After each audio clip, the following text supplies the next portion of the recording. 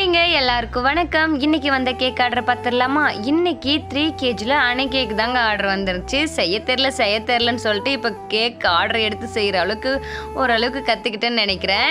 இந்த cake order பண்ணது யாருன்னா 7th ஸ்டாண்டர்ட் படிக்கிற ஸ்கூல் பசங்க தான் ஆர்டர் பண்ணியிருந்தாங்க. இன்றைக்கி அவங்க ஸ்கூலில் ஃபேர்வெல் டேவாமா.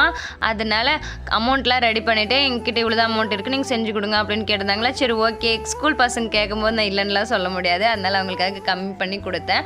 லாபம் லாபமே எதிர்பார்த்துட்டு இருக்க முடியாது. எப்பவுமே கஸ்டமர் கொஞ்சம் கரெக்ட் பண்ணி வச்சுக்கணும். அப்போ தான் நம்மளுக்கு யூஸ்ஃபுல்லாக இருக்கும்.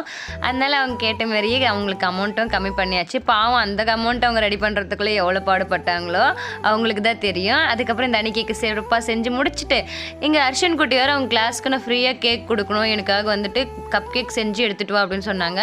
அதே ஸ்கூலில் தான் இந்த கேக்கும் ஆர்டர் வந்துச்சு. அதனால் கப் கேக்கும் அவனுக்கும் செஞ்சு வச்சுட்டேன். நீங்களே எங்கிட்ட கேக் ஆர் ப்ரௌனி ஆர்டர் பண்ணுறதா கீழே இருக்கிற வாட்ஸ்அப் நம்பருக்கு வாட்ஸ்அப் பண்ணுங்கள்.